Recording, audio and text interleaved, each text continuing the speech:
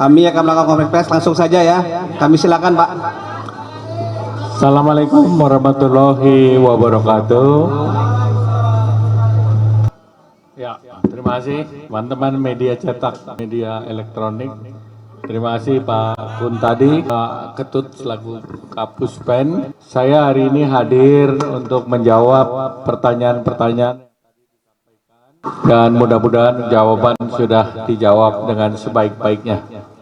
Hal-hal lain tentunya nanti penyidik yang akan menyampaikan atau menjelaskan. Terima kasih.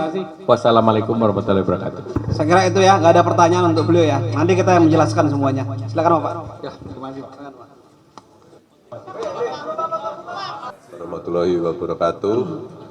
Selamat malam rekan-rekan media. Pada hari ini, sebagaimana kita ketahui, tim penyidik Kejaksaan Agung bidang tindak pidana khusus telah melakukan pemeriksaan terhadap Bapak Erlangga Hartarto selaku Menteri Koordinator Bidang Perekonomian. Pemeriksaan berjalan selama 12 jam dari jam 9 sampai jam 9 pagi sampai dengan jam 9 malam. Sebagaimana kita ketahui tadi, seperti yang disampaikan oleh beliau, pemeriksaan ada 46 pertanyaan yang keseluruhannya telah dijawab dengan baik oleh beliau.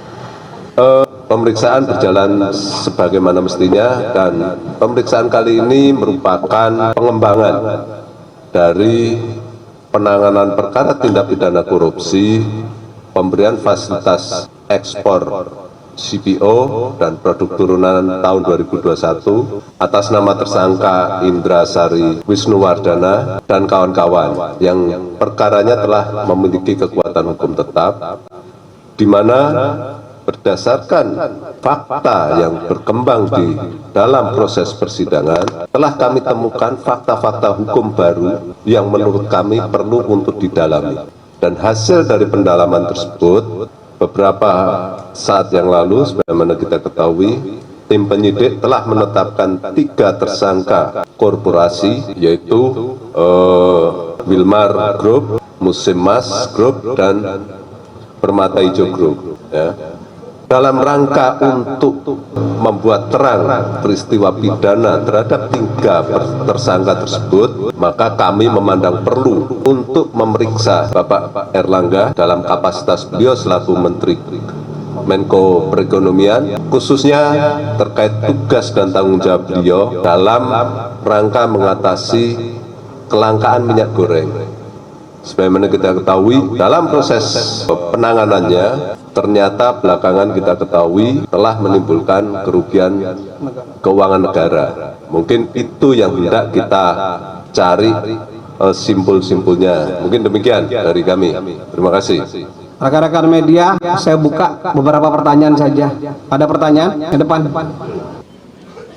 Selamat malam Pak, saya Hedi dari Kumparan. Ini mempertanyakan tadi kalau bisa didetailkan yang 40-an pertanyaan itu apa saya menyangkut, apakah kan tadi juga sempat dijelaskan bahwa itu soal kebijakan yang bersangkutan ketahui gitu. Kalau bisa didetailkan mungkin yang bisa di-share ke media itu 40 pertanyaan itu apa saja, menyangkut apa saja dikonfirmasinya Pak.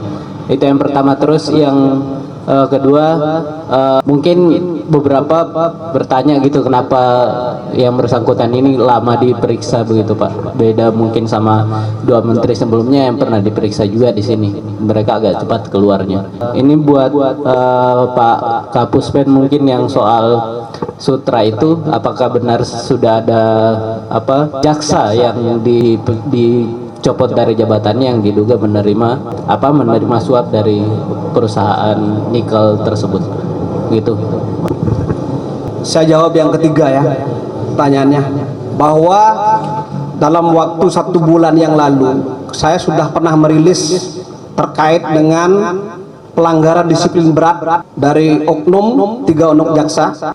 3 orang dilakukan pencopotan terhadap jabatan dan jaksanya. 1 orang tenaga tata usaha dilakukan penundaan pangkat. Jadi 3 orang mendapatkan hukuman yang cukup berat, disiplin berat. Yang 1 orang mendapatkan hukuman yang sedang. Ya, saya kira cukup itu ya. Saya tidak mau menyampaikan secara gamblang karena itu data yang saya peroleh dari pengawasan. Silakan Pak, lanjutkan. Terima kasih, saya coba menjawab. Tentunya 46 pertanyaan tersebut itu sangat teknis sekali, teknis penyidikan, sehingga kami tidak bisa menyampaikan di sini. Namun yang jelas, inti dari pemeriksaan kami adalah untuk mengetahui sejauh mana sih tindakan-tindakan penanggulangan dari Kementerian Koordinator Perekonomian dalam rangka upaya untuk mengatasi kelangkaan minyak goreng. Ya kan? Nah, kenapa baru saat ini kami panggil? Tadi sudah saya sampaikan bahwa ini merupakan hasil pengembangan berdasarkan fakta yang kami temukan di persidangan. Setelah kami kaji, ternyata fakta-fakta itu harus kami dalami dan harus kami sikapi, sehingga tadi ada 3 perusahaan yang kami tetapkan sebagai tersangka. Itu ya. Mungkin demikian. Ada lagi pertanyaan? Maju di depan, kalau naik depan dulu. Angkat tangannya depan. Saya Dani Pak dari Bisnis Indonesia. Saya punya satu pertanyaan aja. Dari 46 pertanyaan itu, apakah didalami salah satunya terkait dengan nama Menko Perekonomian Airlangga Hartarto yang disebut dalam dakwaan atas nama terdakwa W. Binanto atas nama Lin Cewe? Apakah itu didalami juga? Karena kita ketahui juga Bapak W. Binanto ini adalah salah satunya tim asistensi dari Menko Perekonomian. Terima kasih. Ya, tentunya segala hal yang menurut hemat kami bisa membuat terang peristiwa pidananya pasti kami dalami. Ya, tentu tetap kita asasnya adalah ada tidak alat buktinya. Ya, sepanjang itu ada alat buktinya dan memang harus kami dalami, pasti akan kami dalami. 2 pertanyaan ya. Singkat aja Pak, dari pemeriksaan hari ini, apakah sudah cukup Pak untuk memeriksa Pak Airlangga? Kemudian dari pertanyaannya tadi, apakah ada berkaitan dengan kebijakannya terkait ekspor CPO itu tersebut? Ya, untuk pertanyaan kedua itu sudah teknis sekali, kami tidak bisa menjawab. Untuk apakah ini sudah cukup atau belum, tentu saja setelah pemeriksaan ini kami melakukan evaluasi dan pendalaman dikaitkan dengan keterangan yang lain, nanti akan kita sikapi. Izin Pak Ketut, Pak Tandi, saya Rohman dari Lojastis. Singkat saja Pak, terkait peranan atau keberadaan Pak Airlangga dalam pemeriksaan hari ini, dari Kejagung, regulasi atau belit hukum apa yang menjadi landasan Pak Airlangga itu patut diduga terlibat? Karena memang kan apa-apa yang dilakukan Kejagung, satu melalui fakta persidangan, kedua memang ada belit hukum atau regulasi yang memungkinkan seorang pejabat negara atau pejabat negara itu diduga patut terlibat. Sementara itu Pak, thank you. Terima kasih. Tentu saja kita, tapi saya koreksi ya, bukan terlibat ya. Ini masih kita konfirmasi keterangannya terkait jabatan dan kedudukannya. Ya, tentu kami harus mengetahui tentang tindakan-tindakan yang diambil, keputusan-keputusan, baik itu di dalam rapat dan sebagainya, upaya-upaya untuk mencegah untuk mengatasi kelangkaan minyak goreng. Ya, tapi kita tahu sendiri bahwa di dalam persidangan perkara yang terdahulu ternyata terbukti bahwa langkah-langkah yang diambil pada saat itu telah merugikan keuangan negara. Ya. Nah, kami mau mendalami ini, apakah ketiga perusahaan tersebut turut menimbulkan kerugian negara atau yang menikmati kerugian uang dari uang negara, dan kenapa itu bisa terjadi? Itu yang kami dalami. Ya. Mungkin demikian. Satu pertanyaan lagi. Malam Pak, saya Rahel dari Kompas.com. Ada 2 pertanyaan. Yang pertama untuk Pak Dirdik terkait pemeriksaan hari ini, berarti bisa ditegaskan bahwa hasil pemeriksaan terhadap Pak Airlangga hari ini tidak ada kaitannya terkait kasus pidananya ya? Maksudnya berarti Pak Airlangga ini nggak terlibat di kasus pidana itu sendiri kan ya Pak?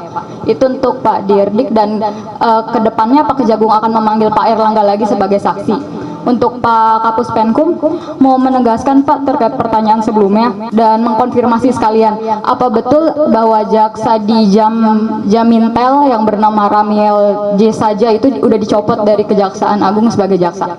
Dan jika iya, alasannya mungkin kenapa Pak, bisa dijelaskan lagi? Makasih. Oke, terima kasih. Saya rasa masih sangat terlalu prematur untuk menyatakan keterlibatan dan sebagainya ya, bahwa ini masih penyidikan awal. ya. Apakah ini tidak ada keterkaitannya dengan tindak pidana? Justru ini mendalami tindak pidana yang telah terbukti sebelumnya. Kita dalam rangka untuk mengembangkan. Jadi fakta-fakta hukum yang muncul di persidangan kami pastikan selalu kami ikuti perkembangannya dan kami cermati. Apabila ternyata dari fakta tersebut muncul fakta hukum yang memang harus kami dalami, maka seperti Bapak Ibu kalian lihat hari ini, kita pasti dalami, ya. Jadi proses masih berjalan dan itu masih kami lihat perkembangannya. Jadi mari kita tunggulah, ya. Jangan buru-buru. Oke ya. Jadi pertanyaan tadi sambungan ya. Saya tegaskan bahwa yang bersangkutan yang dicopot jabatan dan jaksanya ada 3 pada saat beliau atau yang bersangkutan menjabat sebagai Kepala Kejaksaan Tinggi di Sultra. Yang kedua adalah yang dicopot adalah pada saat yang bersangkutan sebagai Swisus di Kejari Sultra. Dan yang ketiga adalah sebagai koordinator eselon 3. Ya, saya kira rekan-rekan media sudah paham itu. Bukan pada saat yang bersangkutan menjabat sebagai Direktur Jam Intel. Saya kira itu ya jelas ya.